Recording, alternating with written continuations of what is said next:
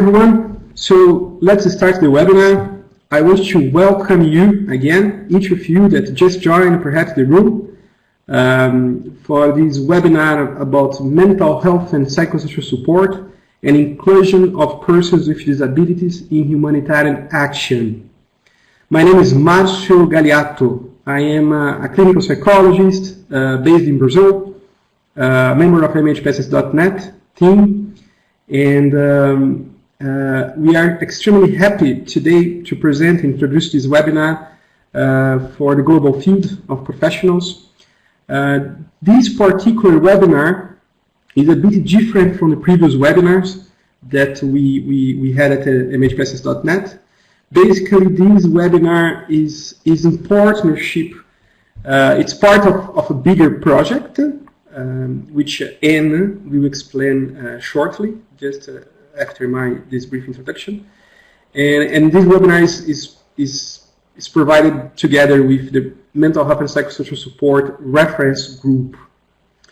And is also part of one of the actions of a working group about this topic, MHPSS and inclusion of persons with disabilities in humanitarian action. So the webinar will last for 1 hour. If you have questions, you have the chat box on the left side of your screen. You can put your question there, and by the end of the webinar, we are gonna put it up to the presenters to have a 20-minute session on questions and answers. And that's it. So basically, thank you, Marcio. Hello, everybody. I'm talking today on the behalf of our working group on MHPSS and disability inclusion, which is part of the IASC MHPSS Reference Group. As you may know, there are different working groups that are working on specific topics like self-care, peace building, but you may also find some working groups which are more dedicated to monitoring and evaluation, and there is this working group on MHPSS and disability. This working group was existing and have been relaunched in October 2017. We have decided to work much more actively, and I'm going to give you some more explanation. So these active members are from UNHCR, MHPSS.net, CBM, WHO, and HealthWorks. And we have been deciding since November on a monthly basis meeting, or TOR. And on this TOR, we have specific objectives, which are we really would like to have a mapping of stakeholders, actors, working on disability and inclusion from MHPSS reference group, but also reaching out DPOs, reaching out our users of services. We would like to develop, and we're going to launch it probably next month, a desk review on literature existing on MHPSS and disability, but also one of our main tasks is to participate to the development on the guidelines on inclusion of persons with disability. Actually, each of the members who are working on this working group are part of this task team, and we have based on our TOR, the chance to welcome a consultant who will bridge the gap between the group, the task team, and the MHPSS reference group in order to ensure that MHPSS will be represented, that MHPSS will be mainstream and considered as a cross-cutting issues. This consultant will work with us during more or less 4 months, and she will gather the different points, different good practices, lesson learned from the MHPSS reference group, but also, as I said before, from DPOs and service users. One or the other topic and objective, which is very important for us, is to reach a consensus in terms of terminology. We are starting to gather from different actors on MHPSS glossary, but also point of view regarding the terminology that should be used for MHPSS in link with disability inclusion, and to come with a consensus that will be endorsed by the MHPSS reference group. So this working group has a very ambitious plan, I might say.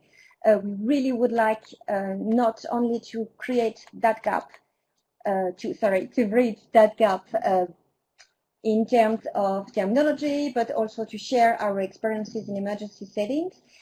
And we are open to welcome any other members or any other person who would like to be part of the process. So in that case, do not hesitate to come back to the co-chair, who are Fami and Sarah, and they will be happy to welcome you on board. Thank you.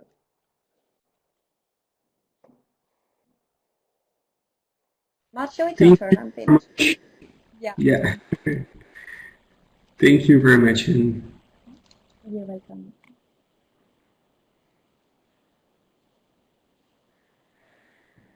So thank you very much, and now we will. I have the pleasure to introduce you to everyone Salam Gómez, who is connecting from Colombia. Salam Gómez is the CEO of Fundamental Colombia, the co-chair and CEO of the World Network of Users and Survivors of Psychiatry, and a member of the board of the International Alliance Disability. Salam is a physiotherapist from the University of Rosario and a national disability counselor representing people with psychosocial disabilities in Colombia.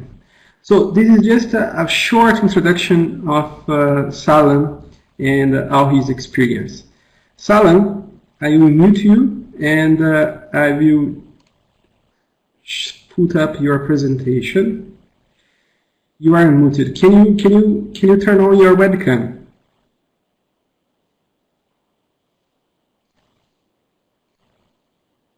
Salam, we can't hear you. Can you?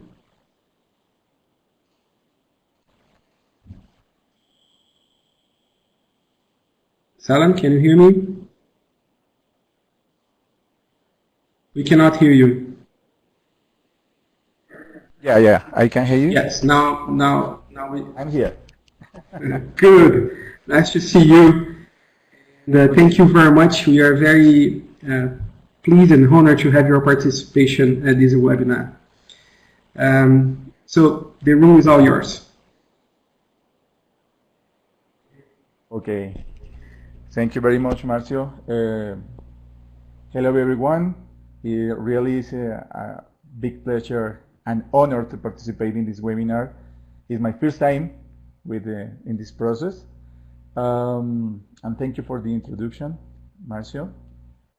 So my presentation is very ambitious because it's I'm trying to the conceptualization and the what is psychosocial disability, and the title on the presentation is Psychosocial Disability, Conceptualization, Approaches, and Roles of the Person with Psychosocial Disability in Humanitarian Response.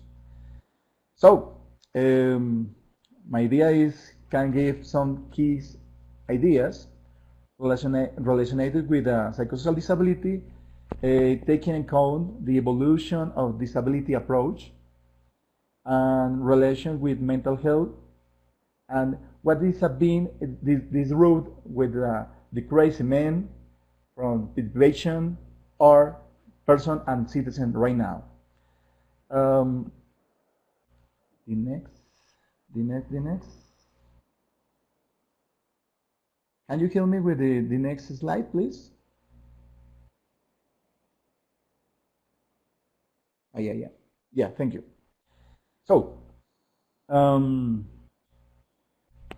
this is the road of the presentation is what we understand by psychosocial disability, take account this approach of disability and this road, and what is a role the person.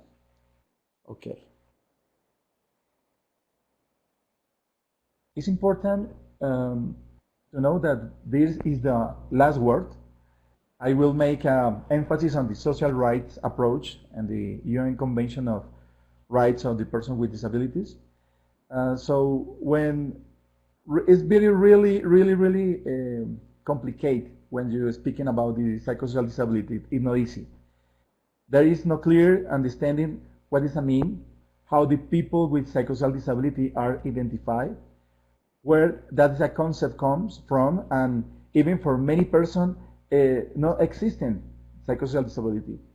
This is very common to confuse psychosocial disability with the mental health disability or mental health diagnosis, but this goes much further. The predominance of the charitative traditional approach leave people live with mental illness behind because their historical background throughout are very different and required and different rational accommodation, and psychosocial disability is a twilight zone. I would like to start on the following sentences. Psychosocial disability is not mental illness. It's a matter of human rights and inclusion that goes far beyond and diagnosis of mental health. Is that the first key idea? Okay.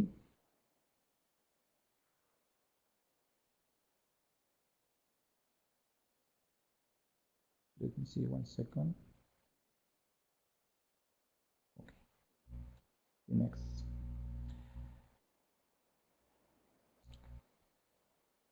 The concept of psychosocial disability is something that is still being built. There is no last word. Whatever, these are several exercises to define it. I think we should to start from the different models or approach or paradigms that coexist in our societies. To understand a little that route to evolution for the crazy people, to the patients, or the person of citizens, the step by step. So, in this slide, we have, I can see, yeah, okay. Okay, the animation is complication. Okay, so taking account the approach of the evolution of disability, I will give a brief description in relationship to the mental health. We find three models and follows. In the first approach, or model or paradigm, called to charitative or traditional or classic precedents, people who present some mental health problems, behavior or attitudes out of the ordinary or different understanding or perception of the world, he was simply not considered a person. I was a social burden that was abandoned to his fate, or the death cases were kept hidden, insulated from the world. Terms like crazy, insane, dangerous, or violent are born in the approach. The decision making was not existent because who believed to the crazy person? Who believed? In addition to this, is attributed to religious, spiritual, or divine punishes, causes of the mental health problems. It's important to bear in the mind that depending on the culture of the region, there is other interpretation. For example, the old shamans, they were considered guides for some communities for their experience, knowledge, and way to see on the world. In the following model, in the medical approach or medical model, the crazy person becomes a patient. In the many cases, the chronic mental illness is equal to mental disability. Is an exclusive mental issues. Sometimes that is a try to the cure and the treatment. Often the segregated way, the exclusive of the psychiatric drugs or medical hospitalization of mental care, and almost the few options for the patient of the family. In this model, the making decision was replaced as substitution for the health professional of the family. The user had no choice to decide. Sadly, in this model, under the figure of the care of attention, they are multiple violations of the human rights, as forced hospitalization, over-medication, isolation, torture, among others. That is why the concept of the survivor of psychiatry is born. In the social and human rights model proposed by United Nations Convention of Human Rights, the person with disability, marked that decade ago, transformed the inside the patient and the person of citizen into the person with rights and duties. You can take decision with if necessary adjustments, support, and required. It's no longer an individual problem, but a social one. We are the other elements in the equation that produce disability. In this model, the term psychosocial disability is established. Although the term mental disability remains in the CRPD. The commitment that follow the treatment, the CRPD, in the harmony with the social approach, with the wide reviews in the reports in the state pairs that have a ratified CRPD when the mandatory question is obligatory. And what is the situation of person with psychosocial disability in your country? In all review, make this question, to which normally the state parties respond in terms of the assistance, the mental health. It's very few real action in terms of the effective inclusion of the population of other areas, such as labor inclusion and community, as well as the system for decision making is recognition of legal capacity. These three models coexist in many countries. They predominate or more than others. In countries of the global south, charities of medical model are the ones that predominate.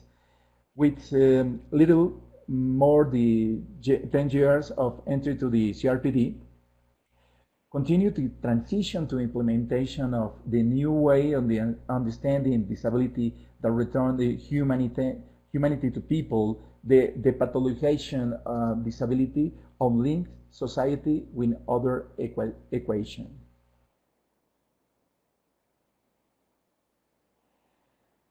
Undoubtedly, the CRPD is a valuable tool and opportunity for people with psychosocial disability to challenge is to understanding and the translate in effective action toward inclusion. I don't mean to say the healthcare is not important. It's on the contrary, it's a part, it's all the process. As is a word, independent living, in community, legal capacity, education, accessibility, and other things. To understand the first approach, this approach in disability in general, and first I have the mind that is a social product. This is a first key idea. It's a social product. Many times in conference or workshop I have done, as what I make the question, what does that mean disability? And the human response on the person is someone who missing something, is a sick person, is a deficient, is other things. These are very good in the medical approach, but we are working right now in the social and human rights approach.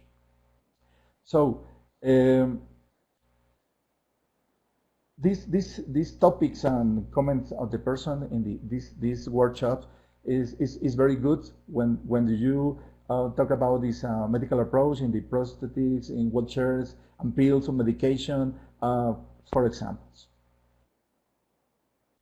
We will analyze the following equation with two elements. One element is the person.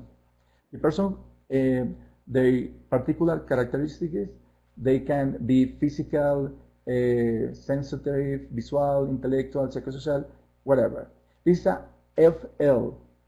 It's a functional limitation or deficiency of characteristics or process, whatever you want. And the other element is the environment that present in the barriers to full participation and inclusion in society. This interaction between these two elements is what causes disability in the current the social and right models. It's very important. Don't forget, psychosocial disability is no mental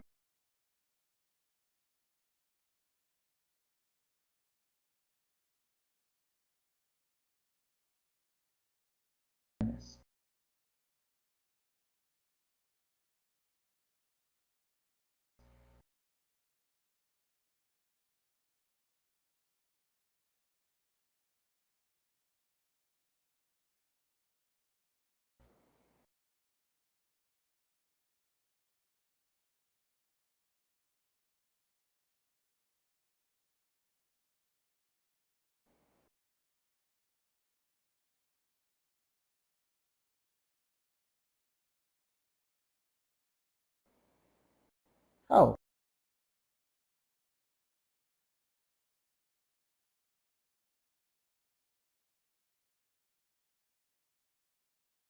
Though this, how do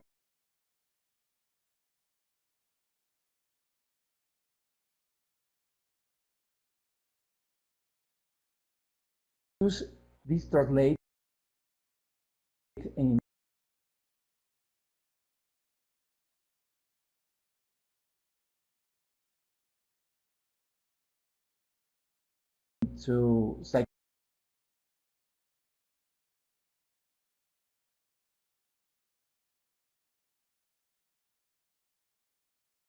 psychosocial disability?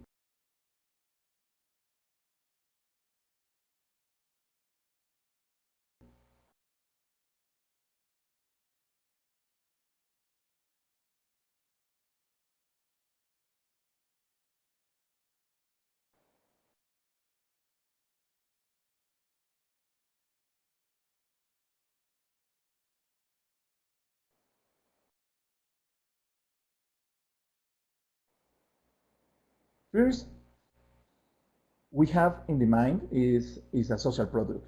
Many times in other conference, in the same conference, I send the question, what does it mean for you, psychosocial disability? And the common response is bipolar, schizophrenic, crazy people. Oh, it's something very interesting happened. Not all persons with psychiatric diagnosis are considered people with psychosocial disabilities. The vast majority do not even accept or understand their mental health process, or in the best cases, they become eternal patients with the hashtag mentally patient. This definition presented in the 43 General Assembly of the Organization of American States 4 years ago, in the Declaration of the Antigua Guatemala, in the exercise of the legal capacity of persons with psychosocial disability in Latin America, says, psychosocial disability is a social product that results from the interaction between a person with a psychoaffective process or mental health process and the attitudinal and environment barriers that society generates based on the fear, stigma, and ignorance, which limit participation in equally conditions than others. It's a curious fact. Colombia, in July, in the disability law, 1618, has recognized and linking to the term psychosocial disability inside the legal framework inside the Colombia. Colombia is the first and only country around the world is officiality include the psychosocial disability term inside the legal framework. It's very important. Okay. Well, we have the concept now. What is psychosocial? But we are people with psychosocial disability. There is a great and big debate right now. Really, the universe of psychosocial disability is very broad. The term only tries to group on the place a person who experience discrimination, abuse, exclusion, segregation, and the human rights violation that for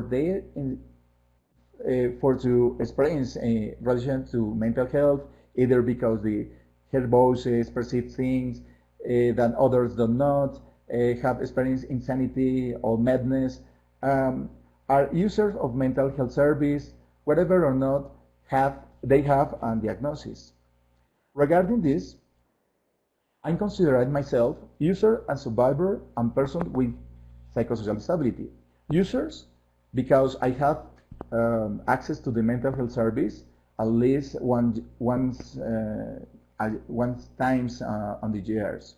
Survivor, because I experience of abuses or bad practice in mental health institutionalization and others. That's forces, entertainment, hospitalization, over medication, and torture of person and person with psychosocial disability, because I experienced discrimination and segregation when talking about my experience of mental health. For example, in repeated opportunities to present to job interviews, and after passing all the selection tests, the question arises, do you have any history of mental health?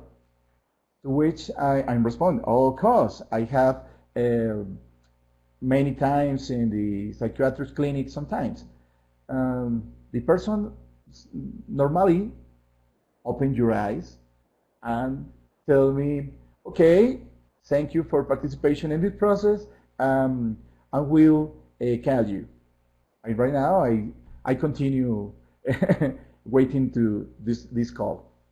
I'm still it is the grand dilemma, to be or not to be. So I say that it have some mental health process or not. Believe that self-recognition is very important, and whatever the form of self-definition, we understand that certain support are required in order to participate and included in the community. Unfortunately, the society is not prepared for this type of disclosure on those have the technical capacity or the adequate support system to guarantee the effective inclusion the person with psychosocial disability. In some regions, for example, in India or Latin America, many persons don't have access to the mental health service, such as users or survivors, if they have never gone through this experience. But they live in your own mental process, facing different barriers. Okay. Yeah. This is a little list. The barriers. Oh, sorry. Okay. The principal barriers is attitudinal, administrative, political barriers, physical barriers, communication barriers, and comfort zone. When I talk about this comfort zone, is auto barriers. For example, the person auto stigmatization or marginalization for not can participate. This comfort zone many times the families is creation the comfort zone. Okay, my time is finished. I think so. This is a big challenge. Identify the person with psychosocial disability inside the human rights and social approach. This is very interesting. And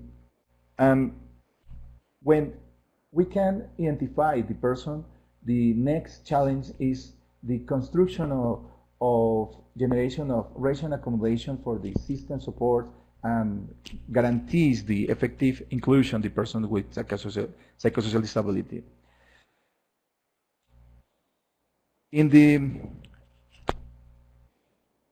situation of risks and the human emergencies, can generate effects on the mental health is a producer of psychosocial disability, is indubtably. So, what is a role the person with psychosocial disability in this process, in the humanitarian action? More or less, sorry. Yeah.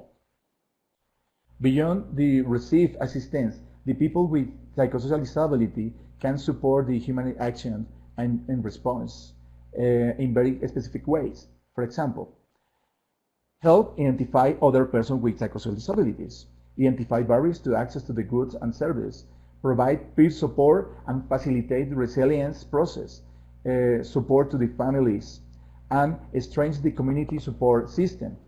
This support the primary mental health care is very important. So, what do you need to achieve this? The first step is identify groups and the people with psychosocial disabilities. interested in the working in the humanitarian action. It's very important. The interest and the motivation in working in this. The other is generation of psychosocial support groups or teams in regions where they don't exist. Muchas gracias, Salam. It's a very comprehensive presentation. I appreciate it very much. They are not basic considerations. They are the core considerations of this work and in this field. And we are very glad that you brought that up for us here at this space. I can see that there are already some questions people are making, and I want to invite everyone to post your question during the presentations, and we will. My team and I, we are going to select the questions. We're going to process the questions by the end of the webinar.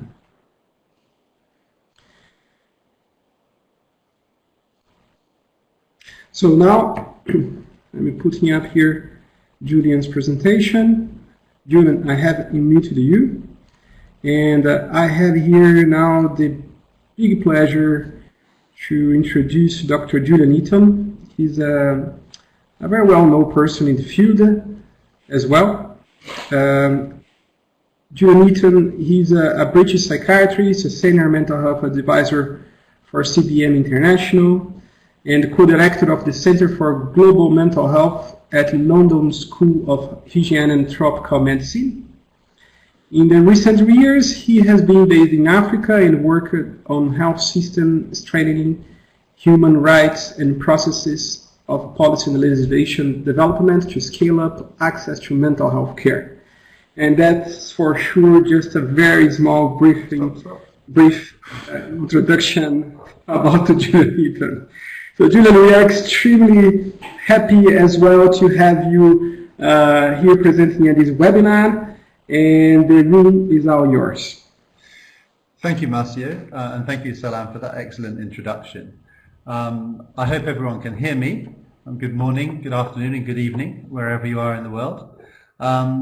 It's a pleasure to be here, and I think it's really exciting to see closer and closer connections between the world of mental health and psychosocial support in humanitarian settings and the broader world of global mental health, which I think is actually a much younger field that we're using the experiences of MHPSS to learn in that field. So my first slide, okay, is there. So why do you think I started my presentation with a very beautiful picture of a beach in Sierra Leone? This is the beach at River Number 2 near Freetown. Because I think in humanitarian response, we need to make sure we get our perspective right. We need to remember that complex functioning communities sometimes have terrible stresses. They sometimes are struck by emergencies, and there is an important place for an international community to support. But we also need to remember that we're a very small part of a complex process locally, and ultimately the healing, the recovery, the getting back to normal life is done by people in those communities, and we have a relatively small part to play in that. And I think that's an important lesson to learn, because at that community level, we sometimes forget and think that we have all the answers. And it's the same at the individual level, that actually people have their lives. People function in communities, and sometimes they have problems. Those problems are more common in a humanitarian emergency setting. And one of the important lessons that mental health and psychosocial support has taught us is that the best we can do is to help people find their own recovery, is to help communities get back on their feet and get their communities working again. And those are lessons I know that the world of mental health and psychosocial support has learned, and is a very central part of the IASC guidelines, for example. The basic needs, the initial thing that we can do to support is help people to reconnect with the systems and structures in their communities that help them to stay well.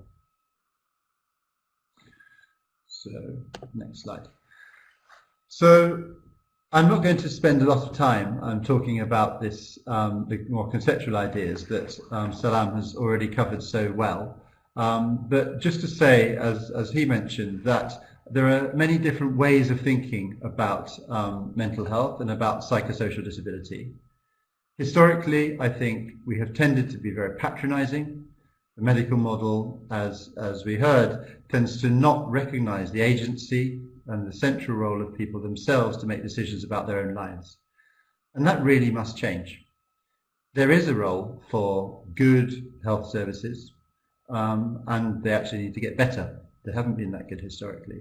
But we need to really start thinking about some of the concepts that we've had introduced to us that I think can really enrich and help the humanitarian sector to do a better job of taking people through to recovery, through to living the kinds of lives that they want to lead after they've been through the distress of an emergency and all the problems that causes for them in their lives. So the things to remember really when we're trying to understand how mental health, psychosocial disability, well-being, all of these different concepts come together in the context of a humanitarian emergency particularly, is to remember that mental health is a positive thing.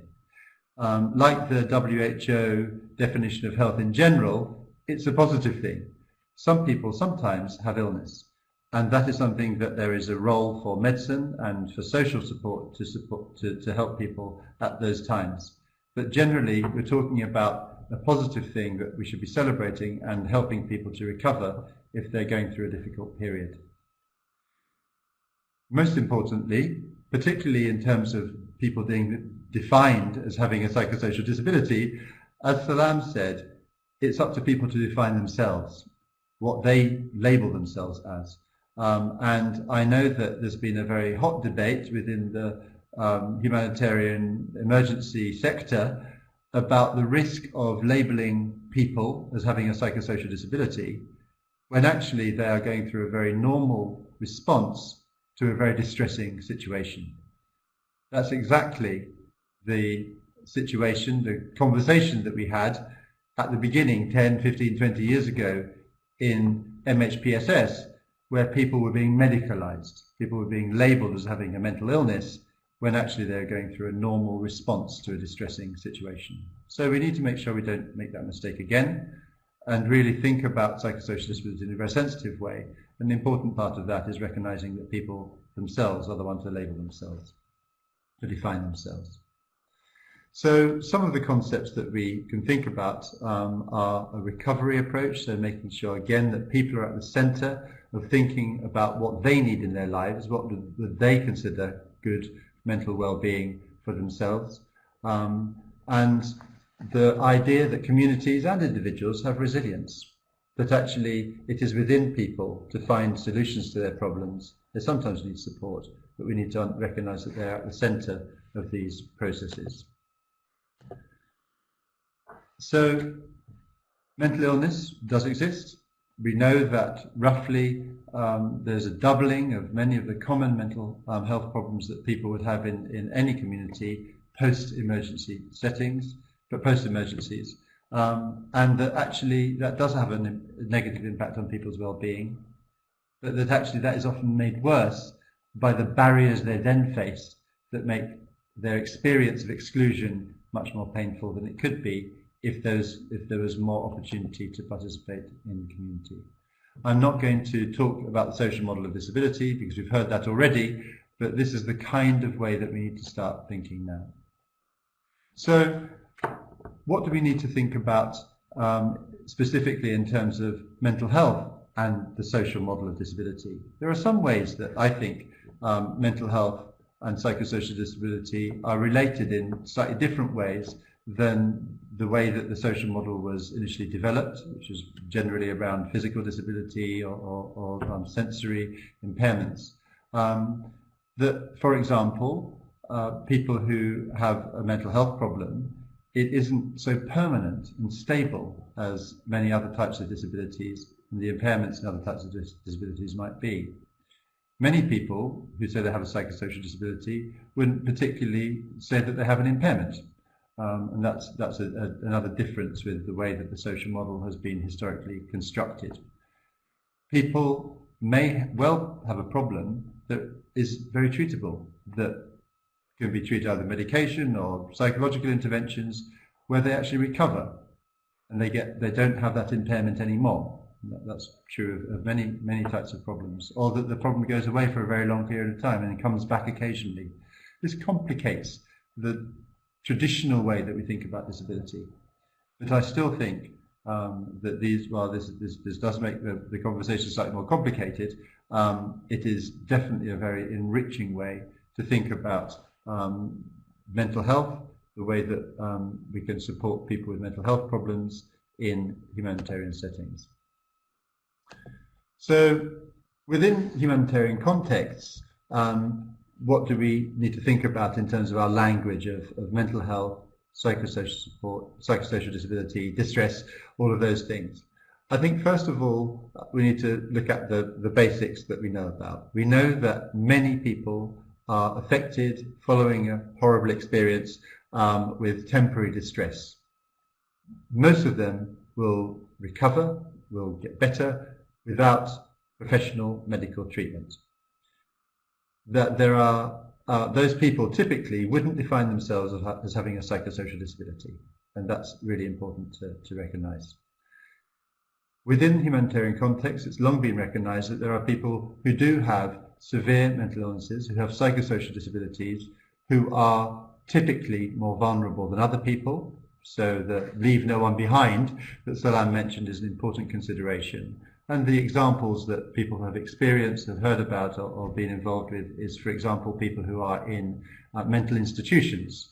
We need to have a specific and careful response to their needs, recognizing that they're often abandoned or not well looked after under those circumstances. So there are specific things that we need to put into our responses for that particular group of people.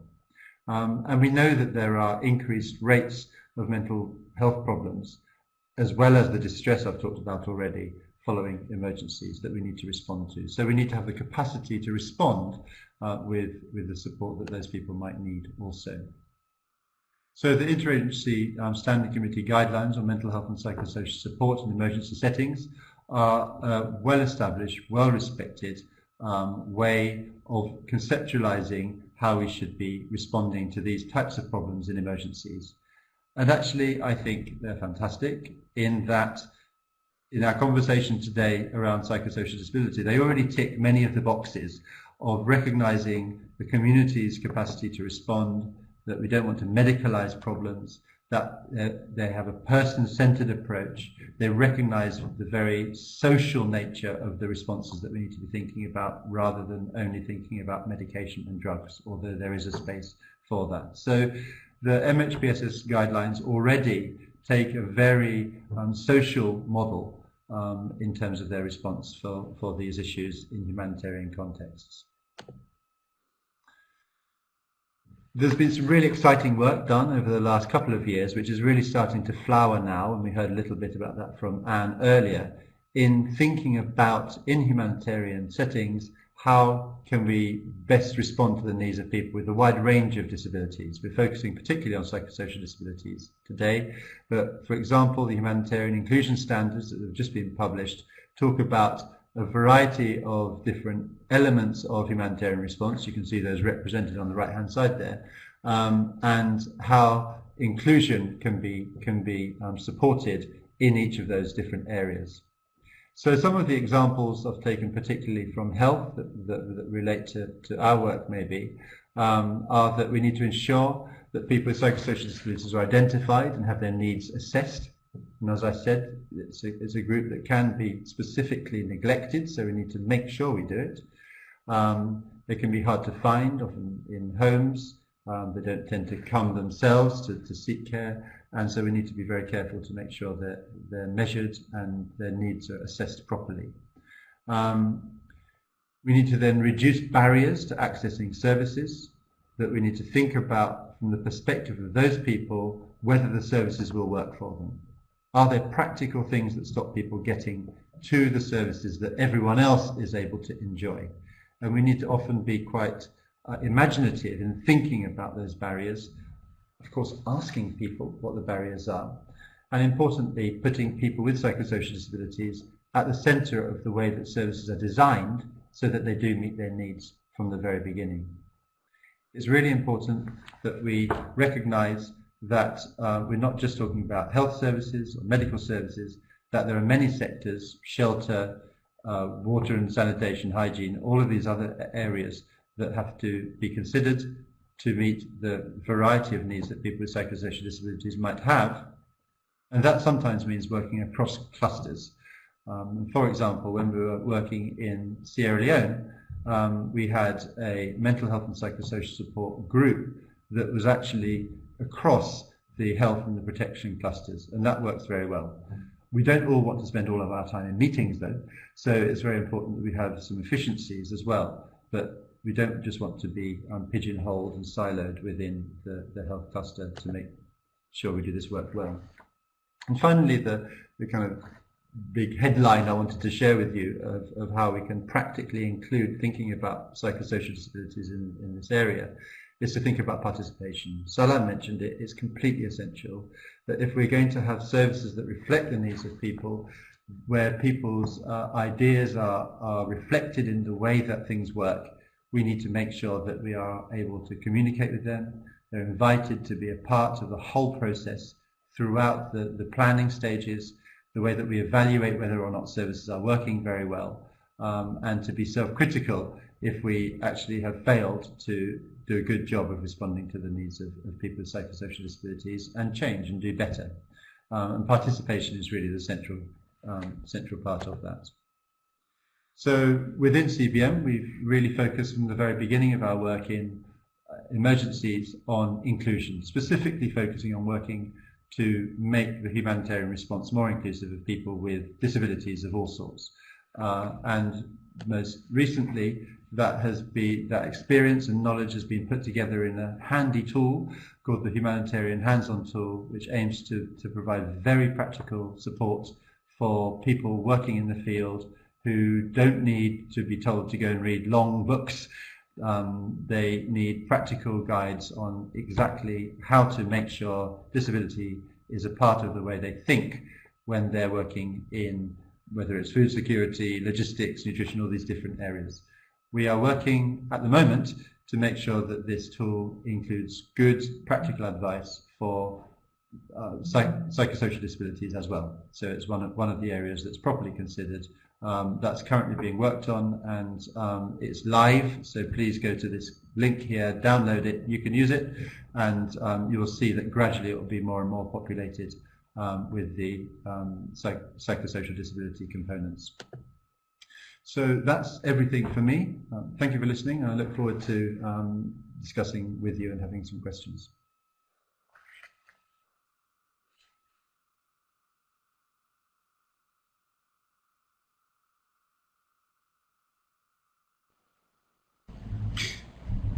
Thank you very much, Julian. Very comprehensive presentation as well.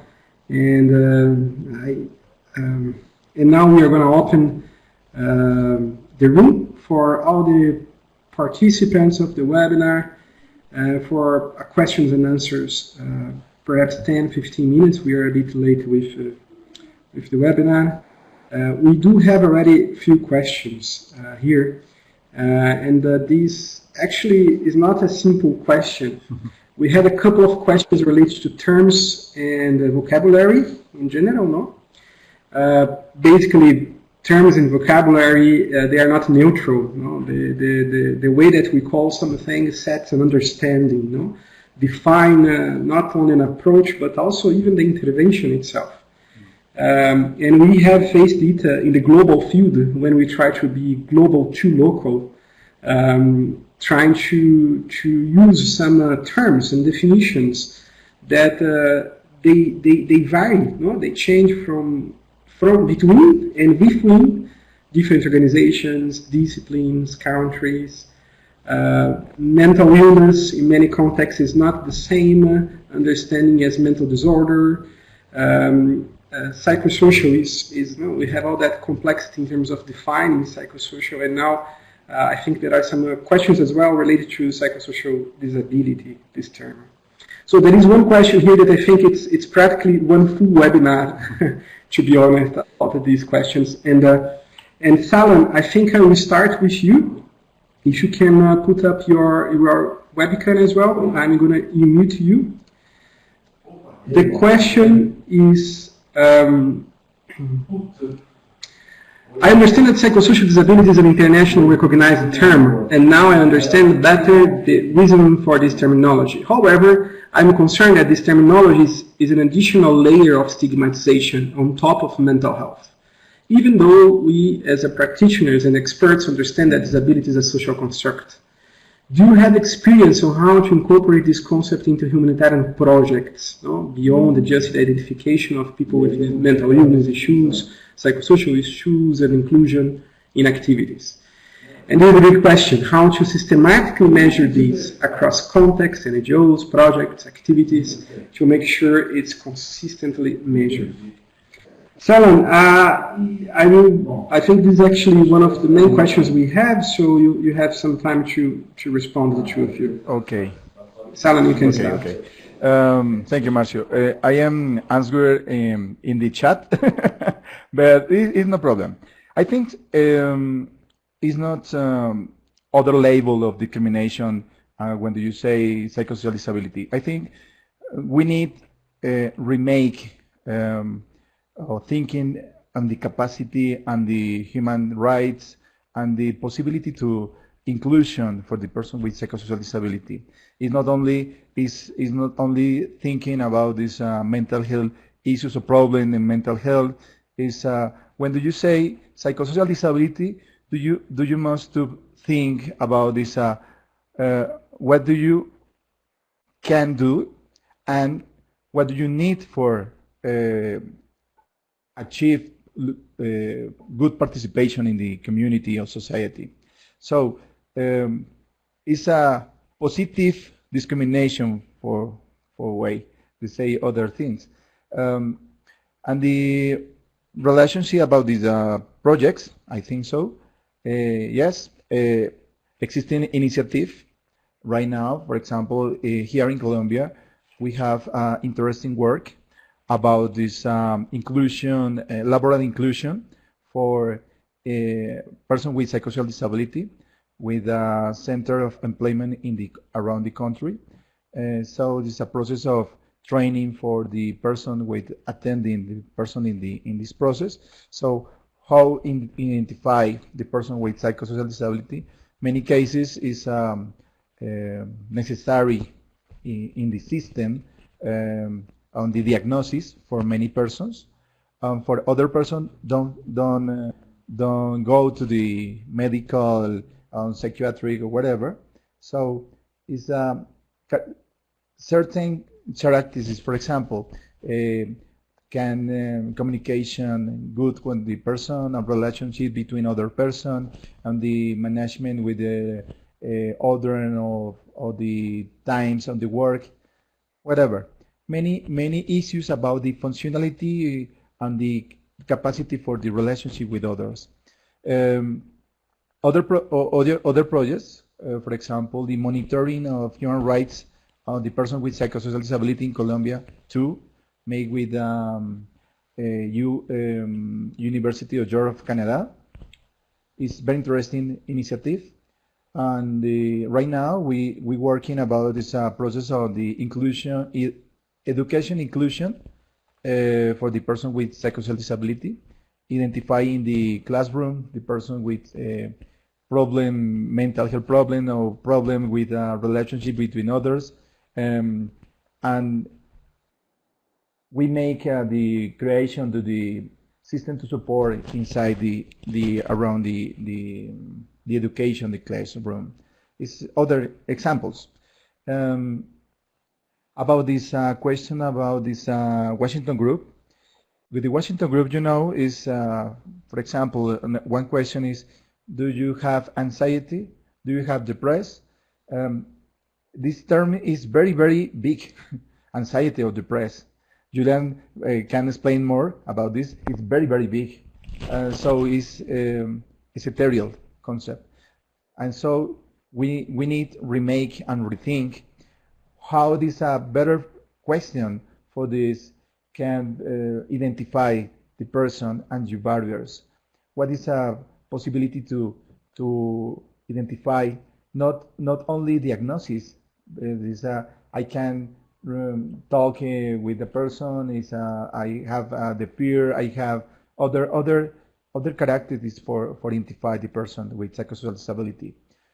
I think this is all response. Marcio, tell me.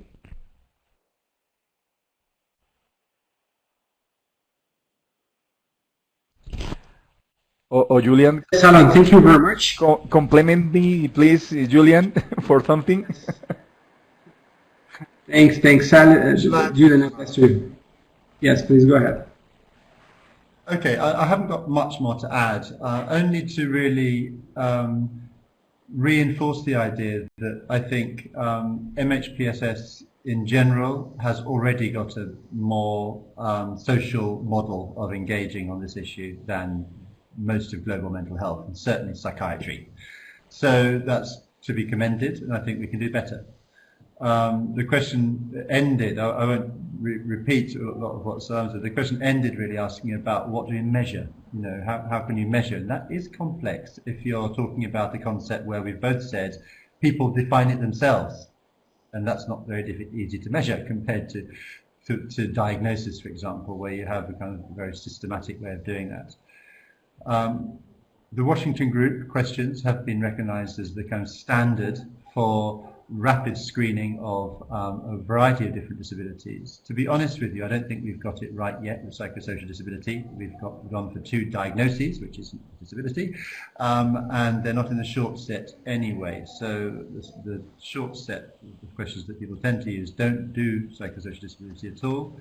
We advocate within CBM for adding the 2 subsequent questions in the longer set into that, so that you do try to capture the 2 most common problems that people have. It's not a diagnostic test, so you can't diagnose depression or anxiety with the Washington Group anyway, but I think it's really reasonable in the context of a humanitarian emergency particularly to ask people if they are feeling anxious and worried, and to ask people if they're feeling low and sad, and maybe they're depressed.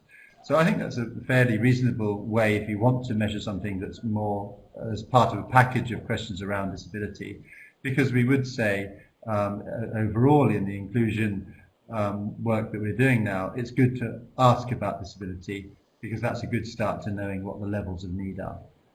But as I said, it's not perfect yet in relation to psychosocial disability, but that's a good start to say, are you feeling anxious and worried? Because that's such a common problem that might lead you to be able to ask more and find out what other problems people have that they need help with, and if they define themselves as having a psychosocial disability. Just very briefly, again on measurement, Salam and I both mentioned the things that we think need to be done around participation, around improving the way that we measure the needs of people, of the things that people with psychosocial disabilities need, the degree to which we're addressing more than just medical services. And I think we certainly think measuring participation is really important.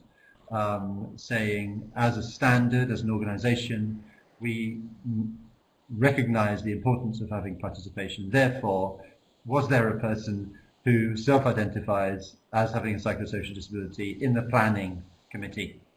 Was there someone in the process of evaluating at 6 months or a year?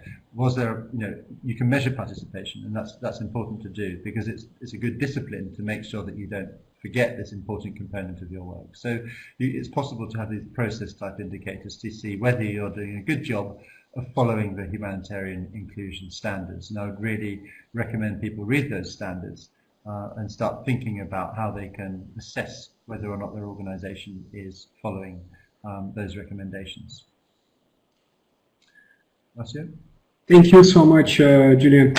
I have the impression that the field you mentioned about the guidelines 20 years ago, 15 years ago, 10 years ago changed in terms of when a field was challenged by over-medicalization, pathologization, victimization of the people affected, And we have come up with several frameworks now where we kind of know the direction to go. No?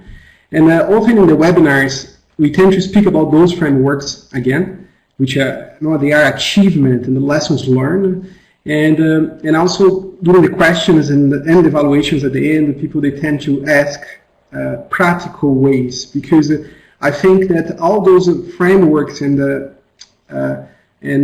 vision, it's clear for people, but they always challenge to implement them effectively.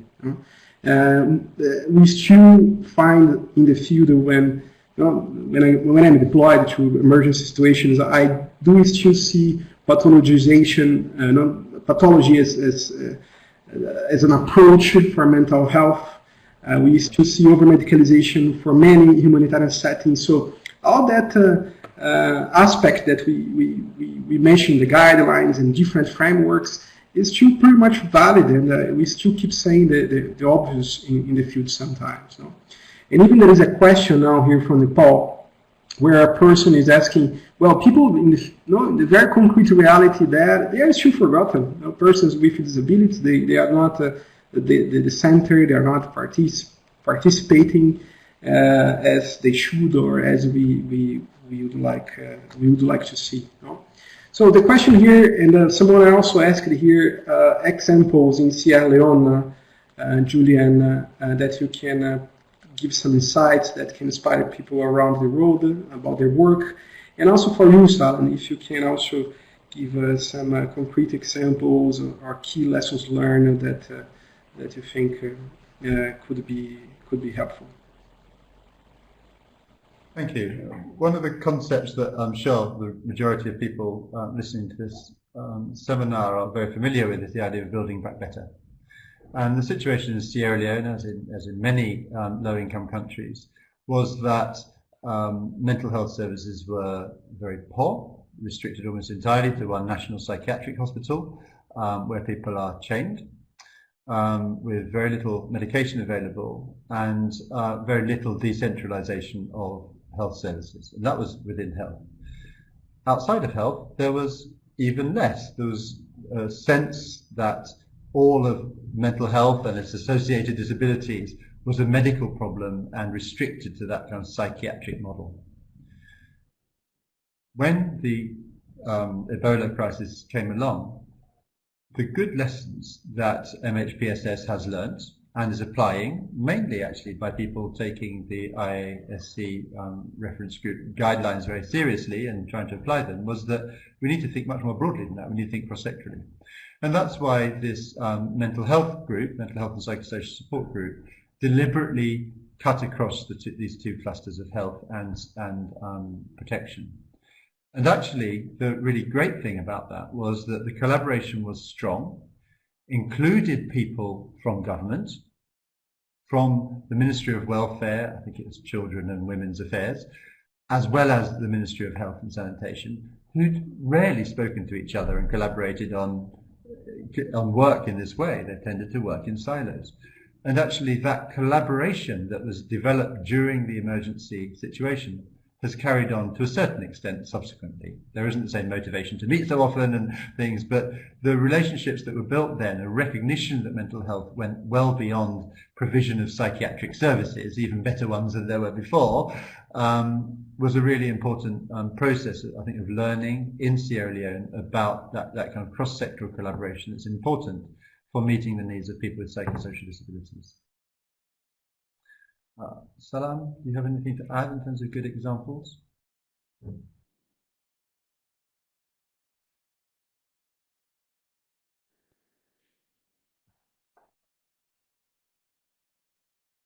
You are on. You can go now, Salam.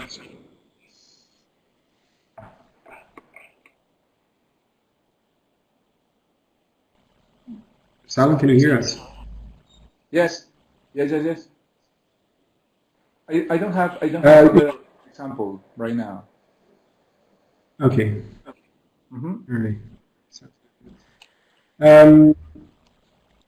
We can move on. We are coming to a conclusion of the webinar now. We already passed a bit the time that we expected, and I just want to mention a few things. One is that we had at MHPSS.net a webinar last year about MHPSS for persons with physical disabilities. One of the participants, the presenters, actually is also even here. She attended this webinar today, Gada, from Gaza Strip in our CRC. And also we had a presentation of another very concrete operational level integration of MHPSS and for persons with disabilities from Syria. So you can check that webinar in our site as well. The link is there available. It's recorded. This webinar has been recorded and will be also posted in the site. Before you leave, it's very important for us, again, as at the end of every webinar, I mentioned that, it's very important that you complete the SurveyMonkey survey, the exit survey. Renata just posted the link at the chat box. Please do go there. It's very short. I think no more than 3 to 5 minutes exit questionnaire. That helps us to do it every time better, more than better. No? So from our side, I think we are expecting to have more webinars regarding this topic as the process of the guidelines is being developed. No? So do expect that we will get back to the community, to the global community. I want to thank you, Salam and Julian, so much on behalf of MHPSS.net and for sure on behalf of all participants. It has been a very informative and very interesting and provocative reflections as well. So we appreciate it very much. Thank you, it's a pleasure. Thank you for the opportunity, Marcio and Julian, for this company in this adventure. And in case any participant have any question related to the process of this working group, the activities of this working group that Anne so well introduced at the beginning of this webinar, do reach us out, or more importantly, reach Dr. Fahmi Hanna. He has been here as a presenter as well, because he's behind the scenes together with Anne and on behalf of the reference group for this webinar. So do reach Fahmi in case you have any question related to the working group itself. Thank you very much. We are going to stay a little bit more on the chat box, and we are closing now the webinar. Thanks a lot.